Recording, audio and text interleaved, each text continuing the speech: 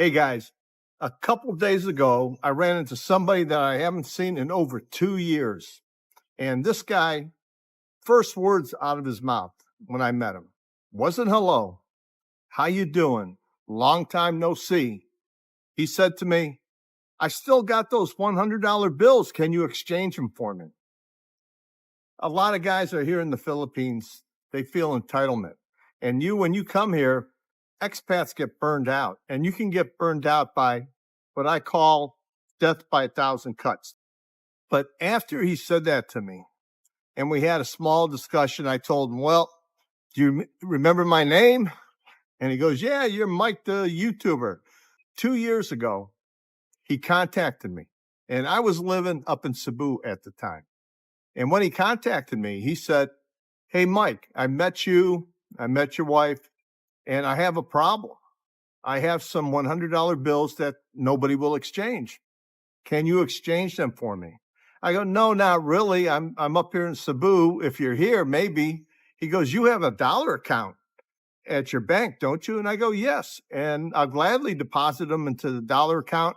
They put a little bit of a hold on that new money going in there. They want to make sure it's good. When that happened 2 years ago, he was in such a hurry to exchange that. When are you going to be back? What day are you going to be back? I need to meet you. I need to exchange this. And I told him, I don't know when I'm coming back. We had the apartment up there, the condo, and we had the house down here, and we were going back and forth on no set schedule.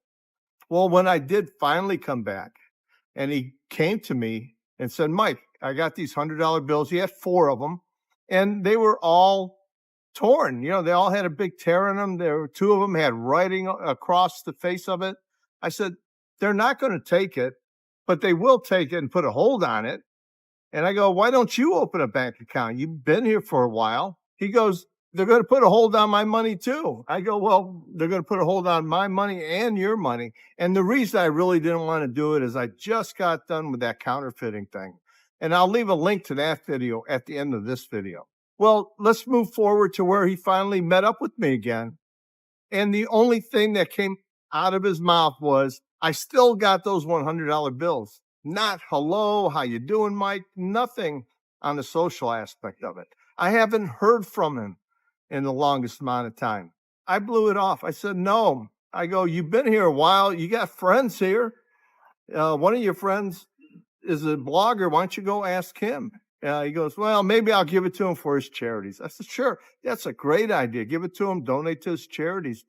I cannot handle other people's money anymore, especially if you're, and I didn't say this to him, but especially if you're not a close friend. You're just an acquaintance. And all he saw me as was a walking ATM. He had a problem. He had some money he needed exchanged. And he said, hey, that guy can do it for me. He had an agenda. This is one of these expats where it hurts to know them, knowing that that's all they want out of you. And I'm used to that people always have an agenda. But let me get you to the one that really drove home about 2 months ago. A supposed, quote, friend of mine messaged me at 2 a.m. Mike, I have a big problem. Well, I always have my notifications on, because in the middle of the night, if one of my close friends here in Dumaguete gets in an accident, gets sick, end up at the hospital, I want them to be able to get hold of me. And I looked at that message, and I wrote him back right away. What's wrong? What's wrong? He says, I need some money. Sometimes when men find themselves in a desperate situation, they reach out to their friends for help, which is normal. I said, well, I'll get back to you in the morning. You know, it's 2 a.m. When I woke up in the morning, I looked at the message and I messaged him back. Said, sure, no problem. What do you need? He told me the 10,000 pesos he needs. And I go, all right, I have it here in the house. When I get a chance, I'll come down, bring it to you, or I'll meet you for coffee later in the morning. He goes, no, Mike, I need it now. Can you come right now? I go, all right. And I'm thinking, this really has to be desperate that he needs it right now. 10,000 pesos. Really start to think about this, guy. Somebody calls you in the middle of the night. They need 10,000 pesos. It's not rent is late. Because if the rent's late, he doesn't need it that very second. he needs it before 9 o'clock in the morning. He'd meet with his landlord. He would have said, I need to meet with my landlord, and can you bring the 10,000 when I meet with the landlord? He wouldn't tell me the reason for this. But it started to rain. And I don't have a car. I travel by motorbike. And I messaged down to him. I said, hey, I can't come down this morning. It's raining. I don't want to get wet. After it's done raining, I'll try to get down there. But you're more than welcome to come up here and get it. And he owns a tuk-tuk, one of those 3-wheel vehicles. And he goes, no, you have to bring it to me, and you have to bring it to me now. I need it right now. And I just couldn't get over this, the urgency that you need that small amount of money right now. It's not like he was in the hospital. I'm fully prepared if someone's in the hospital and they message me, Mike, I need help. I'm in the hospital. I've helped many a person with that. They have, they need money for getting admitted, or they need to go to the pharmacy and they don't have cash on hand. Always willing to help. But this just didn't sit right. The urgency wasn't the same as a medical emergency or a personal emergency where maybe, his girlfriend needed money really bad to go back to her mom and he wanted to put her on a bus right away or something. It didn't sound like that kind of emergency. So when I said, no, you got to come up here, I'm going to put my foot down. You have to come to me. You want the money, you come to me. If I need money from somebody, I'm going to go get it if they have it for me. Well, after about 4 or 5 hours of this, he finally just said, F you, and blocked me. And I'm just going, my God. He blocked me because I won't come directly to him in the rain to deliver this money. He has a tuk-tuk. He has the ability to drive up here and get it. And it was just the strangest feeling I got from him about the need for this money. And it almost made me feel like the only thing I was good for was a walking ATM for this guy. And after I thought about it, I was sort of like relieved that he decided to block me. Because in reality, there's not anything he's ever done for me. We meet up. He's part of a group of people we meet sometimes, and, we split the bill for lunch or we all buy coffee. And he's the short arm guy. He's the guy with crocodile arms, short arms. He can't reach the check. And it's just, you start to get feeling that you're being used. And it's not just the girls here. And when I talk about death by 1,000 cuts, it's different things that happen all the time. New things, new problems that slowly erode at your soul and slowly cause you to just give up on people and give up on situations. And a lot of people leave the Philippines because these 1,000 cuts start to add up. And in this case, there's 2 stories here of people who would use me as a walking ATM. And it's not a girl. I'm used to Filipinas and Filipinos always needing something. The maid comes over.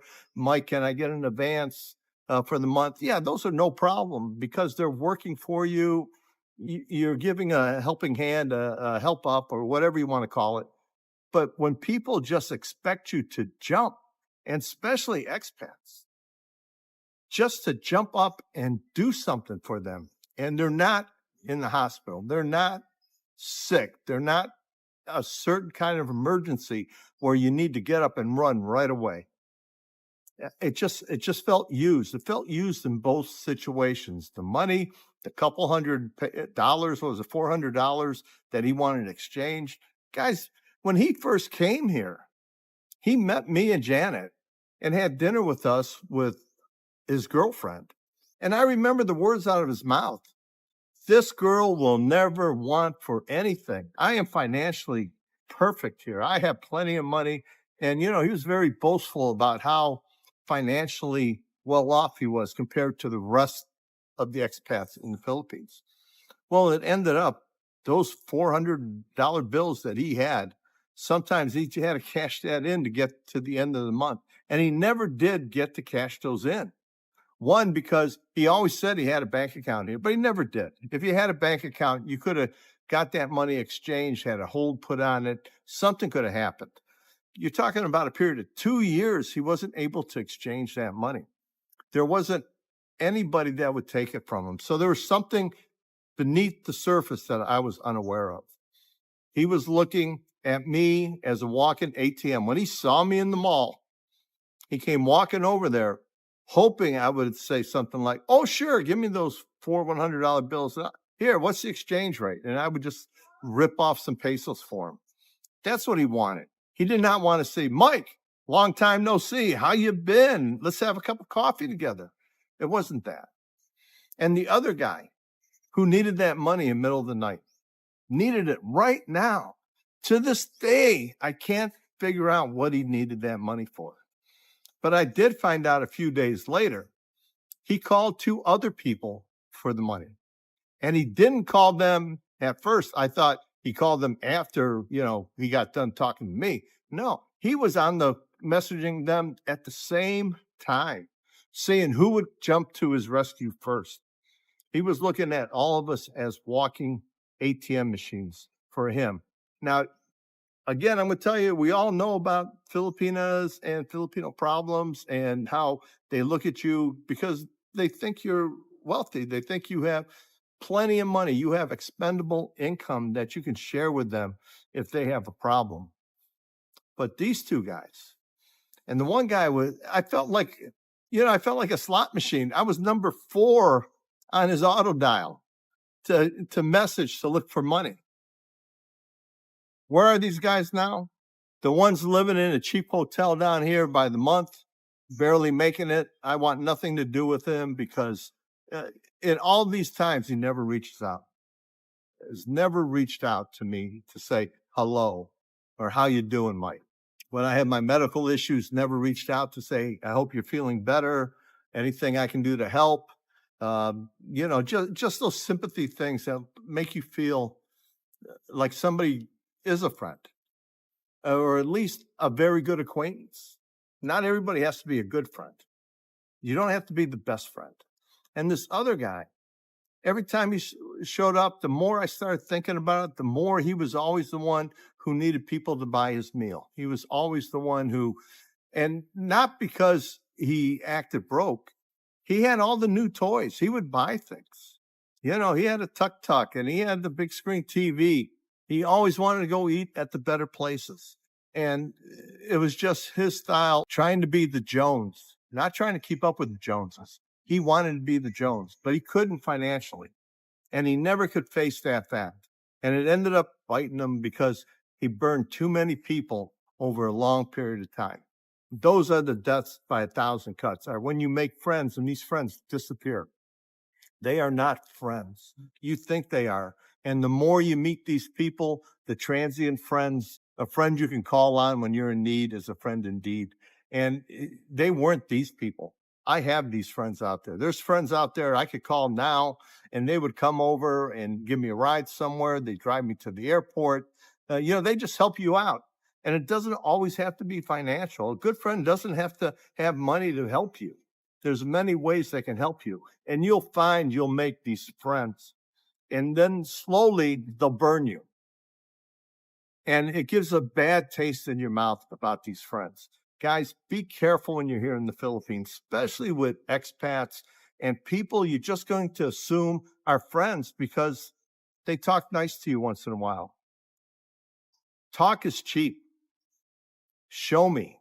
The old saying, you can say anything, but show me the truth. And when you look at somebody over a period of time, they'll show you who they really are. I hope this gets out to everybody. Death by 1,000 cuts, expat burnout, the little things that are starting to add up. There are many guys here in the Philippines who make great friends, and you're going to make great friends when you come here to the Philippines. You're going to find a circle of friends who is good for you and will make you feel welcome and somebody and people you can talk to about your problems, vent about things, and you'll find these true friends here in the Philippines. But remember, trust. Trust is something that people build with you over the years.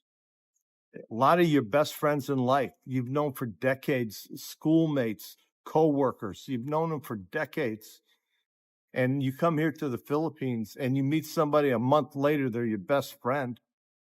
Trust is hard to gain, but so easy to lose. Until next time, guys, thanks for watching.